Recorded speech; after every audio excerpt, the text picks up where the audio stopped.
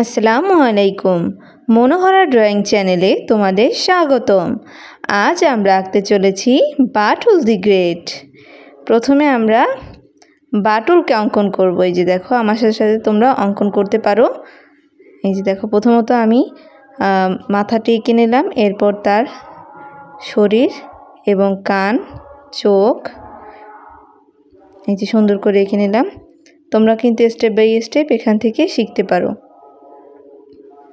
তোমাদের সুবিধার্থের জন্য একটু আমি ফাস্ট করে দিয়েছি।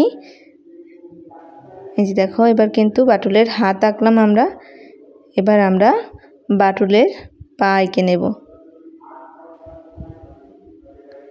এই যে সুন্দর করে পাটি আমরা এঁকে নিলাম। খুব সহজে কিন্তু তোমরা এভাবে স্টেপ বাই স্টেপ ছবিটি অঙ্কন করতে পারো। এই যে আমার বাটুল আঁকা শেষ। এবার আমি কিন্তু বাচ্চু এবং বিচ্ছুকে আঁকবো। তোমরা এই কার্টুনটি কে কে দেখেছো অবশ্যই কিন্তু আমাকে কমেন্টের মাধ্যমে জানাবে। এই যে, এবং আমার চ্যানেলটিকে এখনও যারা সাবস্ক্রাইব করোনি তারা অবশ্যই আমার চ্যানেলটিকে সাবস্ক্রাইব করে এসো এবং পাশে থাকা বেল আইকন বাটনটি অন করতে ভুলো না কিন্তু। আর তোমাদের যদি আমার ভিডিওটি ভালো লেগে থাকে অবশ্যই তোমার বন্ধুদের এটি শেয়ার করতেও ভুলো না। এই যে আমি কিন্তু এখন বাচ্চু বিচ্ছুকে আঁকা শুরু করেছি।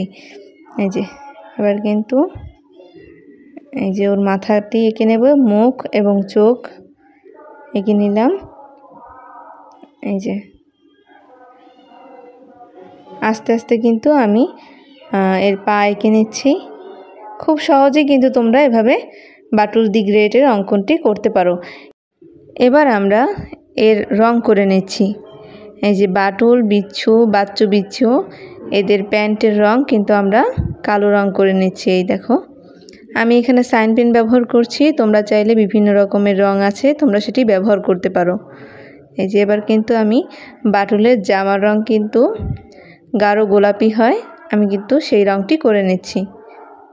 আমি এখানে কিন্তু খুব আস্তে আস্তেই দেখানোর চেষ্টা করছি। আর তোমরা সব সময় বর্ডারের সাইডটি আগে রং করে নেবে, তারপর ভিতরের অংশ রং করবে, এতে রঙগুলো বাহিরে যাবে না। এই যে আমার কিন্তু প্রায় বাটুলের জামার রং করা শেষ। তোমাদের কাছে কার কেমন লাগছে অবশ্যই কিন্তু কমেন্টের মাধ্যমে জানাবে। এবার কিন্তু আমরা বাচ্চুর জামার রং লাল রং করে নিলাম এবং বিচ্ছুর জামার রং কমলা রং করে নিচ্ছি। তো এই তো হয়ে গেল বাটুল, বাচ্চু, বিচ্ছুর ছবি অঙ্কন। আল্লাহ হাফেজ।